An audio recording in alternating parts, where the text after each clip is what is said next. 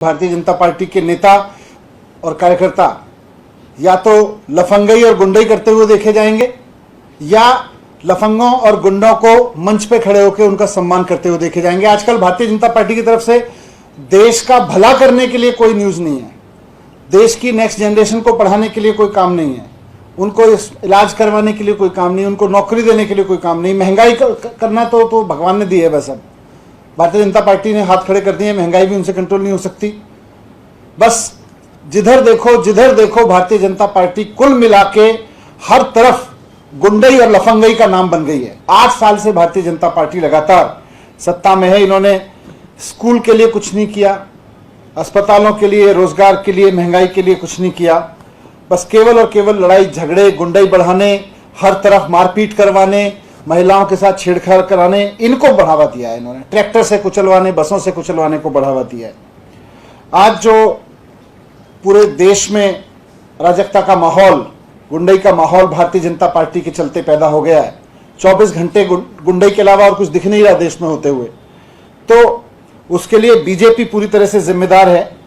मैं ये कहना चाहता हूं कि अगर देश में ये गुंडई, ये लफंगई बंद करनी है तो इसका सबसे सरल और सबसे बढ़िया तरीका है बीजेपी के हेडक्वार्टर पे बुलडोजर चला दो। भारतीय जनता पार्टी के हेडक्वार्टर पे बुलडोजर चला दो, लफंगों के हेडक्वार्टर पे बुलडोजर चल जाएगा अपने आप। मैं बहुत जिम्मेदारी के साथ भारतीय जनता पार्टी के लोगों के सामने 2 सवाल खड़े करना चाहता हूं। पहला तो यह कि पिछले 8 साल में भारतीय जनता पार्टी ने देश भर में सबसे ज्यादा बांग्लादेशियों और रोहिंग्याओं को क्यों बसाया।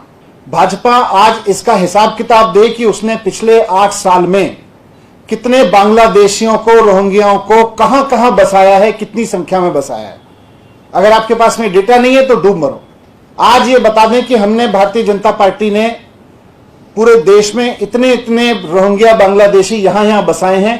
आप देख लेना, आपको पता चल जाएगा कि फिर अगले दंगे कहां होने वाले हैं।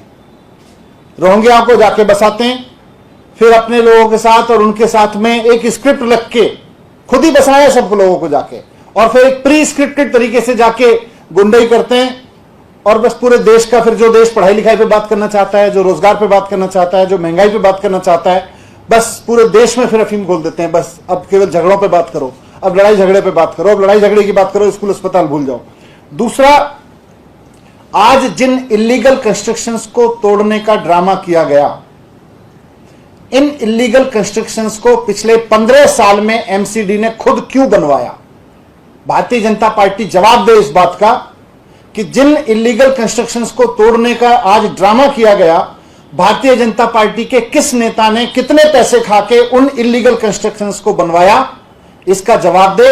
और साथ साथ इलीगल कंस्ट्रक्शन तो तोड़े ही तोड़े, लेकिन भारतीय जनता पार्टी के उन नेताओं के घर भी तोड़े जाएं जिन्होंने इनको प्रोटेक्शन दिया, जिनके कार्यकाल में, जिनके राज में ये इलीगल कंस्ट्रक्शन बने। पिछले 15 साल से भारतीय जनता पार्टी शासन कर रही है नगर निगम में।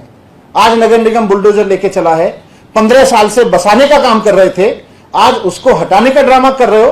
पहले भारतीय जनता पार्टी ये बताए कि उन नेताओं के ऊपर बुलडोजर कब चलेगा भारतीय जनता पार्टी के, जिनके राज में पिछले 15 साल में, बीजेपी के शासन में ये इलीगल कंस्ट्रक्शन यहां पे हुए, जिनकी मिलीभगत से, जिनके पैसा खाने से यहां इलीगल कंस्ट्रक्शन हुए। इन दोनों सवालों के जवाब भारतीय जनता पार्टी को देने ही पड़ेंगे।